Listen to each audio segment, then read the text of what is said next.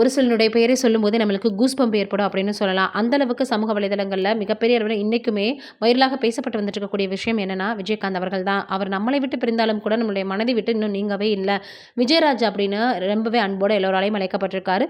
எப்படி கேப்டன் விஜயகாந்த் ஆனாரு? அவர் என்னென்ன பார்த்தோம்னா பாதைகள கடந்து வந்திருக்கிறாரு. நிஜ வாழ்க்கையிலயும் சரி, சினிமா வாழ்க்கையிலயும் சரி அப்படின்னு பல விஷயங்கள நம்ம இந்த வீடியோக்குள்ள போய் பார்த்து தெரிஞ்சுக்க போறோம். விஜயகாந்த் அவர்கள் 1952ல பிறந்திருக்கிறாரு. மதுரை திருமங்கலம் தான் இவர் பார்த்தோன்னா சொந்த ஊர். அழகர் சாமி, ஆண்டாள் அப்படின்றவங்க தான் இவங்களுடைய பெற்றோர்கள்.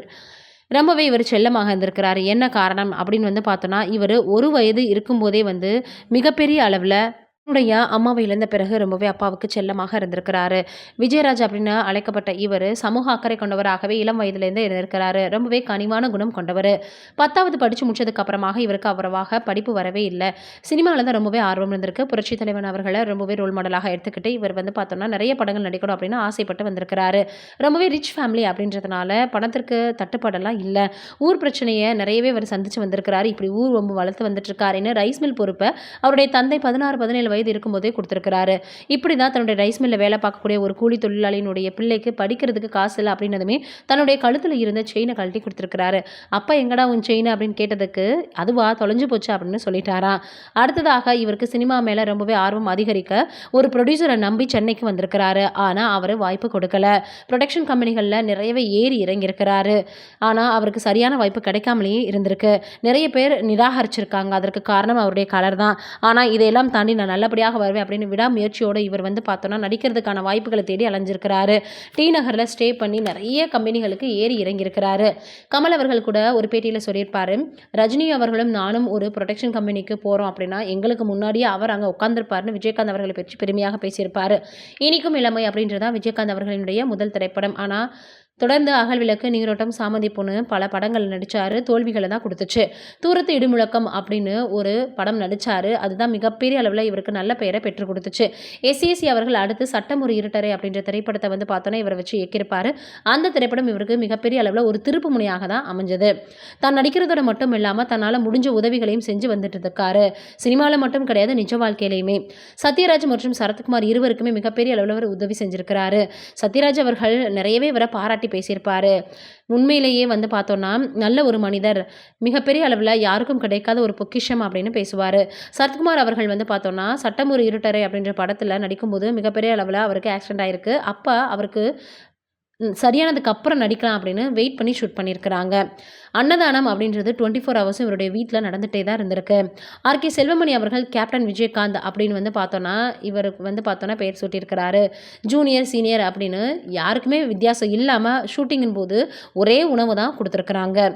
மதுரை ரயிலில் பார்த்தோன்னா ஒரு கலை நிகழ்ச்சிக்காக போயிட்டுருக்கக்கூடிய நேரத்தில் யாருமே சாப்பிடலன்றதை தெரிஞ்சுக்கிட்டு அங்கே இருந்த கடையில் பார்த்தோன்னா ரயிலை நிறுத்திட்டு அங்கே போய் எல்லோருக்குமே சாப்பாடு வாங்கி கொடுத்துருக்குறாரு.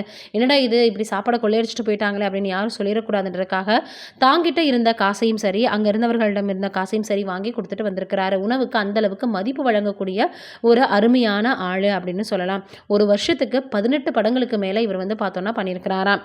தஞ்சாவூரில் ஒரு ஷூட்டிங், சேலத்தில் ஒரு ஷூட்டிங் அப்படின்னு ஒரு நியருக்கு 18 படங்கள் நடித்து மிகப்பெரிய அளவில் சாதனை படைச்சிருக்கிறாரு.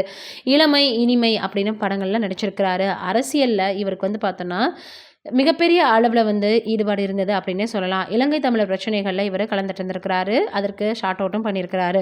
பிரபாகரன் அவர்கள் மீது இருக்கக்கூடிய மிகப்பெரிய அளவிலான மதிப்பை தான் இவர் தன்னுடைய பையனுக்கு வச்சிருக்கிறாரு.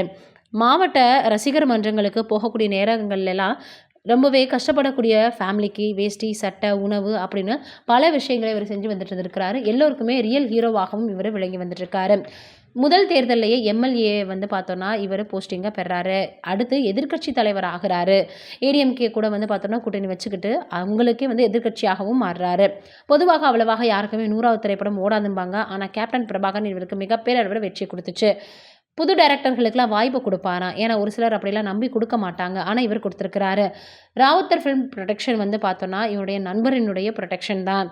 அதன் மூலமாக நிறைய டைரக்டர்களை இவர் உருவாக்கியிருக்கிறாரு. 1999ஆம் ஆண்டு நடிகர் சங்க தலைவராகவும் மாறினார்.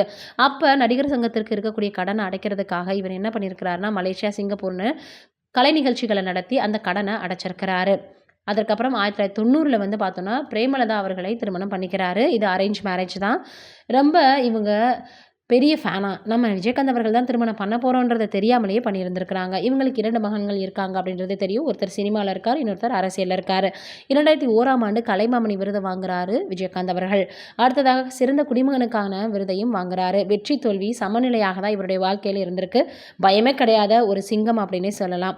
உடல்நிலை பார்த்தோன்னா சரியில்லாமல் போனது. ஒரு ஆக்சிடென்ட் ஏற்பட்டதா அதற்கு காரணம். அவருடைய குரல் போயிடுச்சு. அதற்கப்புறம் பார்த்தீங்கன்னா தொண்டர்களும் ரசிகர்களும் அவரை நினைத்து நினைத்து ரொம்பவே வேதனைப்பட ஆரம்பிச்சிட்டாங்க. இப்படி இருக்கக்கூடிய சூழ்நிலையில் பார்த்தோன்னா ஒரு நாள் அவருக்கு மிகப்பெரிய அளவில் உடல்நிலையில் பார்த்தீங்கன்னா பாதிப்புகள் ஏற்படுது. கொரோனா பீரியடில் கூட இவருக்கு கொரோனா தொற்றும் ஏற்பட்டிருந்தது. பிறகு சிகிச்சை பலன் அளிக்காமல் நம்ம விட்டு பிரிஞ்சிட்டாரு. அவருடைய அந்த இறுதி சடங்கில் கலந்துக்கிட்ட ரசிகர்களையும் தொண்டர்களையும் வைத்து அவர் எந்த அளவுக்கு பார்த்தோன்னா மக்களுக்கு உதவி இருப்பார், ஒரு நல்ல மனிதராக இருப்பார் அப்படின்றது நம்மளுக்கே தெரிய வரும். ஏன்னா அந்த அளவுக்கு விஜயகாந்த் அவர்கள் மீது ரொம்பவே அன்போடு இருந்திருக்கிறாங்க ரசிகர்களும் தொண்டர்களும். உண்மையிலேயே நம்மளுக்கு திரும்ப கிடைக்காத பொக்கிஷம் அப்படின்னு தான் சொல்லணும். உண்மையிலேயே அவரை போல ஒரு மனிதரை பார்க்கவே முடியாது. நீங்கள் என்ன நினைக்கிறீங்க விஜயகாந்த் அவர்களை பற்றின்றதை மறக்காமல் கீழே இருக்கக்கூடிய கமெண்ட்டில் சொல்லுங்கள். நன்றி, வணக்கம்.